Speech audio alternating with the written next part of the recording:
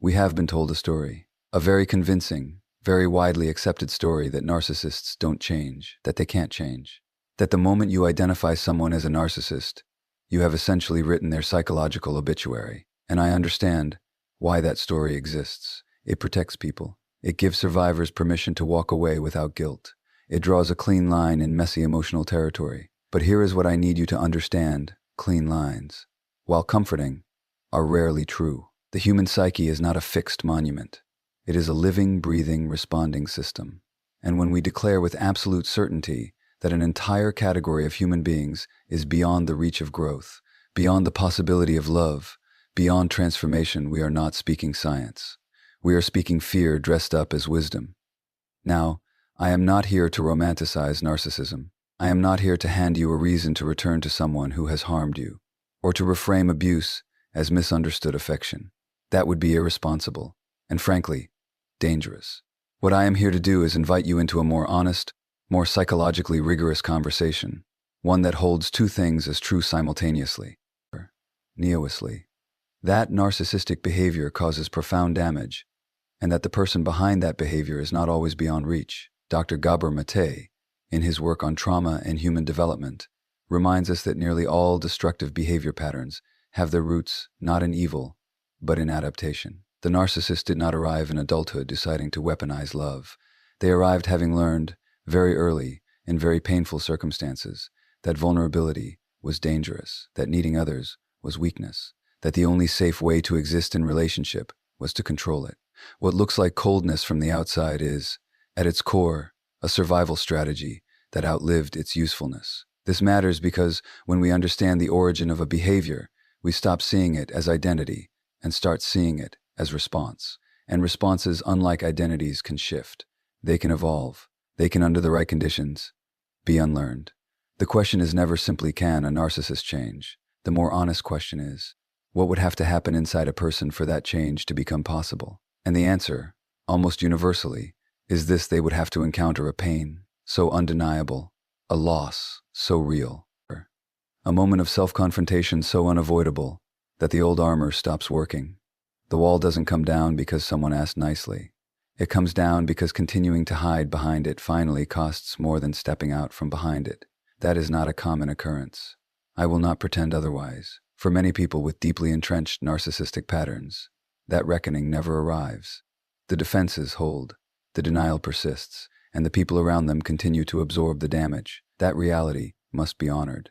But for some, a smaller number, but a real number, something cracks open. And in that opening, something that looks remarkably like genuine love begins to emerge, not performed, not calculated, not strategically deployed to regain what was lost, but real, disorienting, even in its sincerity. The tragedy is that most people understandably, reasonably have already left by the time that happens, or they mistake the real thing for another manipulation, because they have been trained, through experience, to trust nothing. So before we go any further in this conversation, I want to leave you with this single thought to carry. The most dangerous assumption, in any regard, relationship and in any life, is that people are finished growing just because they have hurt you. So, if we accept even tentatively that change is possible, the next question becomes the most practical one you will ever ask yourself. In the context of a difficult relationship, how do you actually know when it is real? Because here is the problem. The narcissist, almost by definition, is someone who has spent years becoming fluent in the language of appearance. They know how to look remorseful. They know how to perform humility. They have watched, carefully, what moves you, what softens you, what reopens the door, and they have filed that information away with extraordinary precision. So when change appears on the surface, your confusion is not weakness. It is not naivety. It is a completely rational response to having been deceived by a highly skilled deceiver. This is why surface behavior alone will never give you the answer you are looking for. You cannot determine the authenticity of someone's transformation by watching what they do in isolation. You have to examine the architecture of what they do, the structure beneath the action. Because genuine change and sophisticated manipulation can look almost identical from the outside. The difference lies in the interior logic that drives the behavior.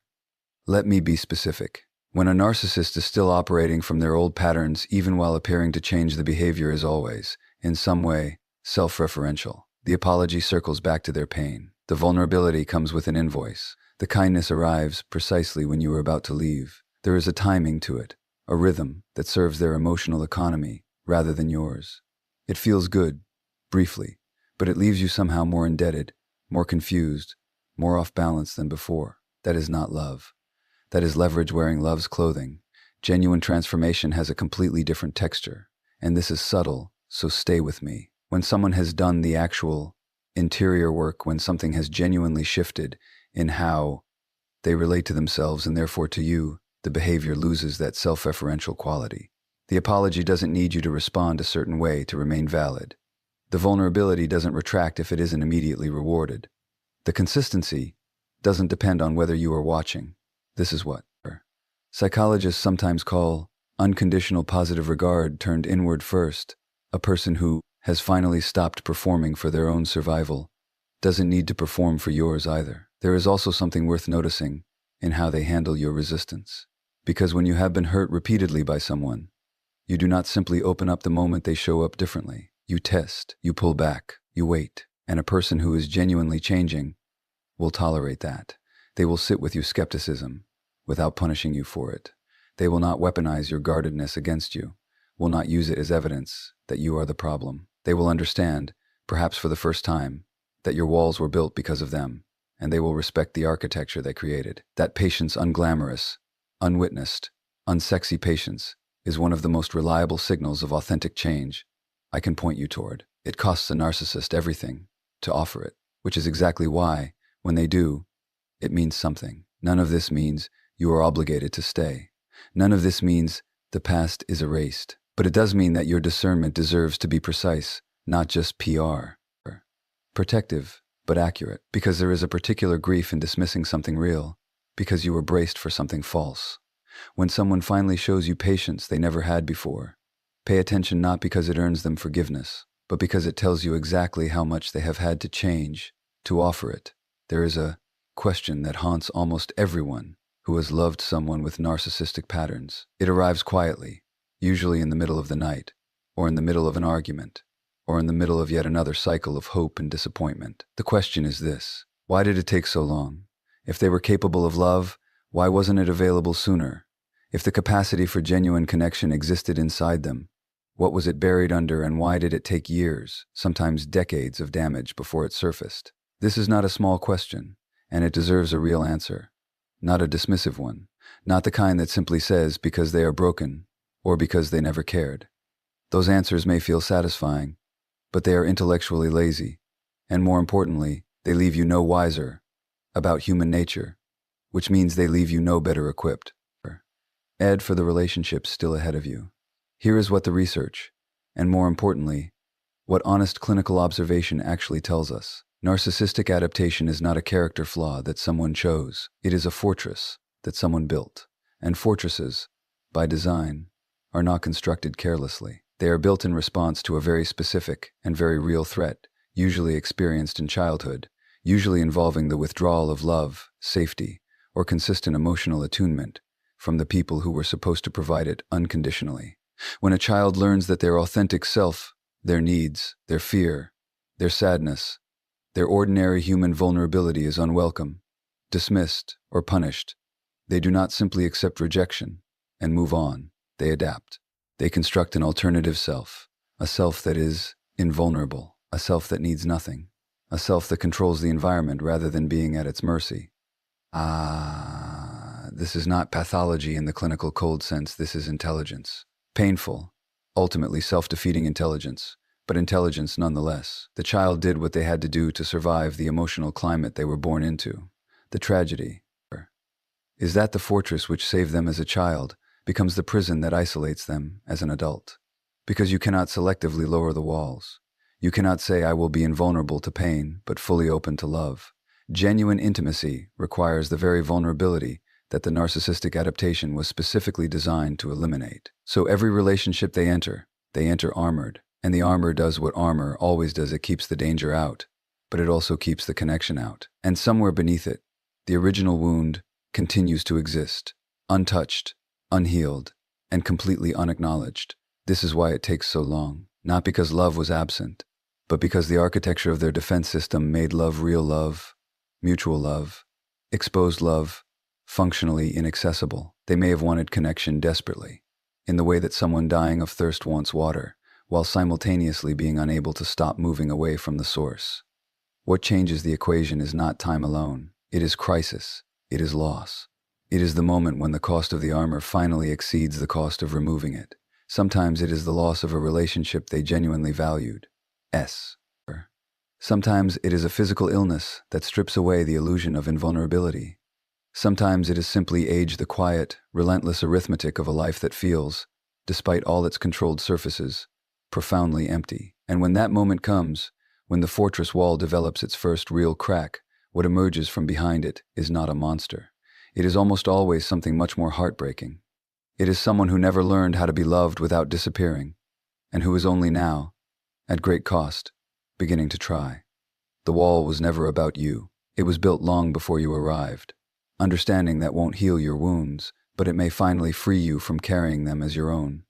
If I were to identify the single most significant behavioral marker that separates genuine transformation from an elaborate continuation of the same old patterns, it would not be grand romantic gestures. It would not be tearful apologies delivered at the perfect emotional moment. It would not even be sustained kindness, as meaningful as that is. It would be something far less cinematic, far less comfortable to witness, and far more demanding to actually produce. It would be accountability. Unqualified, non-negotiable accountability. And I want to be precise about what I mean by that, because the word gets used loosely, and the concept gets diluted in ways that actually serve the very avoidance it is meant to confront. Accountability is not saying "I'm sorry you felt hurt." That is a sentence that wears the costume of an apology, while quietly repositioning the problem inside you, your sensitivity, your perception, your reaction. Accountability is not, "I know I wasn't perfect, but you have to understand what I was going through." That is remorse with an escape hatch built directly into it. And accountability is certainly not the kind of confession that arrives strategically, timed precisely to the moment when you are closest to leaving permanently. That is not honesty. That is crisis management. Real accountability has a very particular and almost jarring quality to it. It is clean. There is no but. There is no however. There is no quiet redirection toward your role in what happened. It is a person standing in the full exposure of what they did, what it cost you, and what it reveals about who they were, without immediately rushing to reassure themselves. Or you. That hey are fundamentally good. That last part is perhaps the most difficult, because the narcissistic wound at its deepest level is a profound terror of being irredeemably bad, and genuine accountability requires sitting in that terror without flinching away from it, without converting it immediately into self-pity, which is just another way of making the conversation about their suffering rather than yours. What makes this moment so significant, so diagnostic, if you will, is precisely how much it costs someone with a narcissistic adaptation to produce it. Remember what we established earlier. The entire architecture of their psychology was constructed to protect a fragile inner self from exposure. Shame, for a person with these patterns, is not an uncomfortable emotion to be processed and released. It is an existential threat. To admit wrongdoing fully, without defense, without deflection, without the safety net of your reassurance that is, for them, the psychological equivalent of stepping off a ledge with no certainty of the ground beneath. When they do it anyway, something important has shifted. Not everything, not permanently perhaps, but something real has moved in the interior landscape of that person that was not capable of moving before. Watch also for what happens after the accountability, because a single moment of honest reckoning, as powerful as it is, tells you less than the pattern that follows it. Does the acknowledgement of harm translate into a genuine effort to change the behavior that caused it? Or does the confession become its own kind of currency spent once, dramatically, and then used as evidence that the conversation is closed and the debt is cleared? Growth is not a single courageous moment. It is what that moment commits a person to, quietly, without an audience, over the long and unglamorous stretch of ordinary days. This is the distinction that matters. Anyone can break down once. Anyone can, under sufficient emotional pressure, say the true thing. What you are looking for is whether the truth they spoke on that one difficult day becomes the standard they hold themselves to on every unremarkable day that follows. Accountability without change is just a confession. And a confession, however moving, is only the beginning of the story, never the end of it. There is a particular kind of moment that survivors of narcissistic relationships experience. Ionships almost never anticipate. They have prepared themselves, quite reasonably, for more manipulation, more cycles, more of the same exquisitely painful choreography they have come to recognize. What they are almost never prepared for is the moment when the person who once used their emotions as weapons suddenly shows up with nothing in their hands. No agenda, no angle, no invisible transaction waiting to be collected on the other side of the tenderness. Just openness, raw, unprotected, almost awkward in its sincerity. That moment, when it genuinely arrives, is one of the most disorienting experiences a human being can have inside a relationship, because your entire nervous system has been trained, through repeated experience, to scan for the catch, to locate the manipulation hiding inside the warmth. And when the scan comes back empty, when there genuinely is no catch, the mind doesn't immediately relax. It escalates. It assumes it simply hasn't found the trap yet. It decides that the absence of visible manipulation is itself the most sophisticated manipulation of all. I want to sit with that for a moment, because it is important, and it is deeply human, and it deserves compassion. Session rather than judgment. When you have been consistently deceived by someone, your threat detection system doesn't simply reset because the threat has changed. It remains calibrated to the environment that shaped it. This is not paranoia. This is learned wisdom, expressing itself in a context where it may no longer be entirely accurate. The nervous system does not easily distinguish between "there is no danger" and "I haven't found the danger yet." Both feel identical from the inside. But here is what I want you to understand about genuine vulnerability from someone who has lived inside narcissistic patterns for years. It does not look polished. It does not arrive wrapped in the confident, magnetic presentation you may associate with them. Real vulnerability, when it finally breaks through the armor of a person who has spent decades suppressing it, tends to look uncertain, halting, almost embarrassingly unguarded.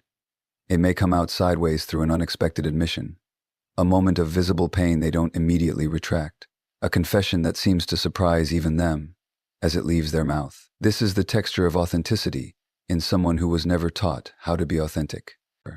Ically exposed. They are not practiced at it. They don't have the language for it that someone who grew up in emotional safety might have. The vulnerability may be clumsy. It may be incomplete.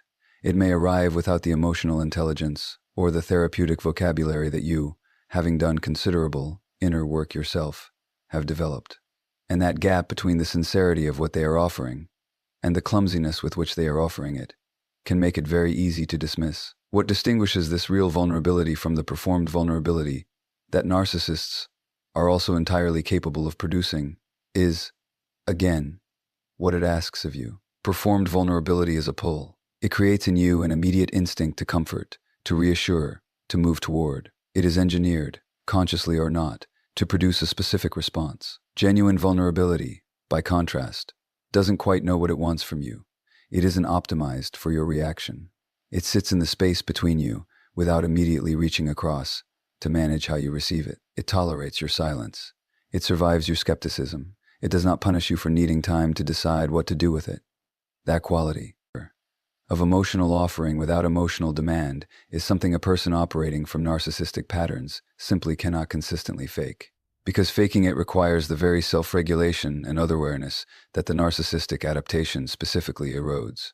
Sustained, agenda-free vulnerability is not a performance available to someone who hasn't genuinely begun to change. The architecture doesn't support it.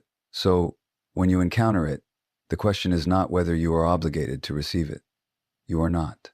The question is whether you are willing to see it clearly without the distortion of old pain collapsing it back into something familiar and therefore manageable. The most courageous thing a wounded person can do is remain open enough to recognize real love. When it finally arrives, even when everything they have survived is telling them to close their eyes. We have spent considerable time building the case that genuine transformation in a narcissistic person is possible, that it has a recognizable texture, that it arrives with specific and identifiable qualities that distinguish it from the patterns that preceded it. And I stand by everything we have explored together. In this conversation. But I would be doing you a profound disservice, an almost unforgivable one, if I allowed this discussion to continue without turning directly toward the most critical and the most dangerous territory in this entire subject. Because the uncomfortable truth is this. Everything we have described as evidence of genuine change, the accountability, the patience, the clumsy, unguarded vulnerability, the consistency, without audience, every single one of those qualities can be studied, replicated, and deployed by someone who has not changed at all, but who has simply become more sophisticated in their approach to keeping you. This is not a cynical position. It is a clinically honest one. And it matters enormously, because the stakes of getting this wrong are not abstract. They are measured in years of your life, in the erosion of your sense of reality, in the slow, almost imperceptible dismantling of your trust in your own perceptions. The cost of misreading manipulation as love, at this particular stage of the relationship, is higher than it was at the beginning, because by now, your defenses have been worn down. Your history together has become a weight that may leaving feel like amputation, and your hope, however battered, has proven remarkably difficult to fully extinguish. So how do you tell the difference? How do you develop a discernment precise enough to distinguish the real thing from its most convincing counterfeit? The first place I would direct your attention is toward the trigger for the apparent change. Ask yourself, with radical honesty, what preceded this shift in behavior? Did it arrive after a genuine period of separation, reflection, and evidenced interior work therapy, sustained behavioral change across multiple relationships and contexts, a demonstrated willingness to be uncomfortable without reverting? Or did it arrive in direct and immediate response to a specific threat, your departure, your silence, your decision to begin rebuilding a life that does not include them? There is an enormous difference between a person who changed and then came back, and a person who came back and then started performing change. The sequence is everything. The second thing I would ask you to observe carefully is what happens when the change is not being witnessed, because genuine transformation does not require an audience. It does.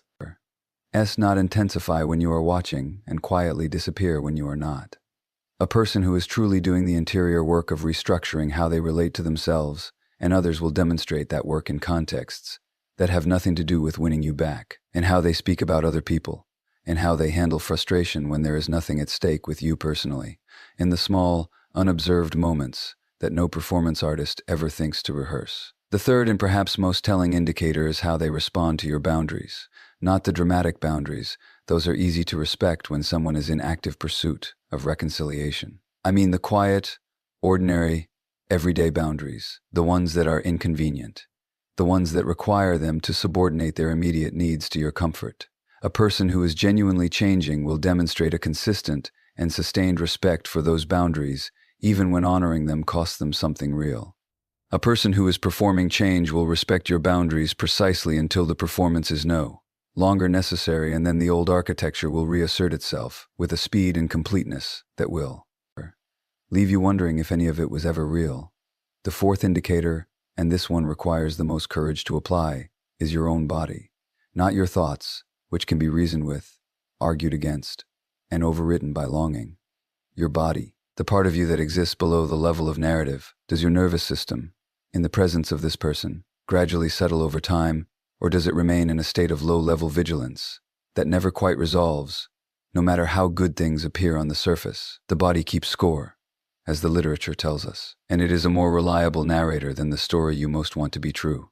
None of these indicators is individually conclusive. None of them delivers the clean certainty that the situation feels like it demands. But together, observed honestly, and over sufficient time, they form a picture that your intelligence is entirely capable of reading, if you are willing to look at it without the filter of what you are hoping to see. The difference between love and its imitation is not found in the moments that take your breath away. It is found in the ordinary Tuesday afternoon, when nothing is at stake and someone still chooses to show up for you.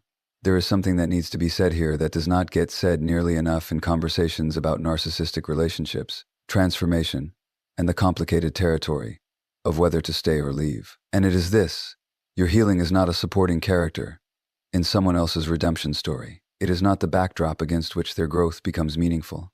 It is not the evidence that their change was worth something.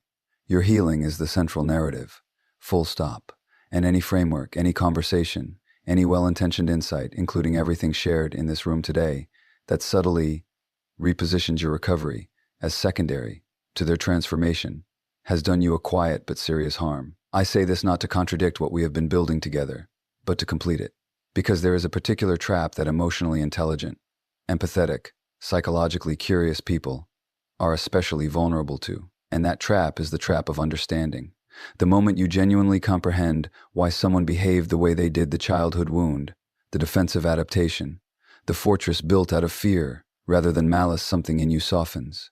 So, something in you that is generous and humane and capable of holding complexity begins to reframe the harm you experience through the lens of their pain. And before you fully realize what has happened, you have moved from understanding their behavior to excusing it, from having compassion for their history to absorbing the consequences of it indefinitely. Understanding the origins of someone's dysfunction is not the same as consenting to remain in its path. Those are two entirely separate decisions, and the conflation of them is one of the most common and most costly mistakes made by people who have done genuine psychological work on themselves. Your capacity for empathy is a profound gift, but empathy without boundaries is not virtue. It is self-abandonment dressed in the language of love. So let me be direct about what your healing actually requires, regardless of what the other person is or is not doing. It requires, first, that you develop an honest and unsentimental relationship with your own experience. Not the story you have constructed around it, not the narrative that makes it more bearable or more meaningful, but the raw, experiential truth of what living inside that relationship actually did to your sense of self, to your capacity for trust, to the way your nervous system now responds to intimacy, to conflict, to silence, to kindness. That accounting is not bitterness, it is accuracy. And accuracy is the only foundation on which genuine recovery can be built. It requires, second, that you grieve properly, fully, without rushing toward resolution. Because what is lost in a narcissistic relationship is not simply the relationship itself. What is lost is often years of emotional investment built on a foundation that was never quite what you believed it to be. What is lost is the version of that person you loved who may have been partly real and partly constructed by your own hope. What is lost sometimes is a significant portion of your own identity, which became gradually organized around managing, understanding, and surviving someone else's emotional landscape. That is a multi-layered loss, and it deserves a multi-layered grief. It requires, third, that you resist the seduction of premature forgiveness, not because forgiveness is wrong ultimately. Forgiveness is one of the most powerful acts of self-liberation available to a human being.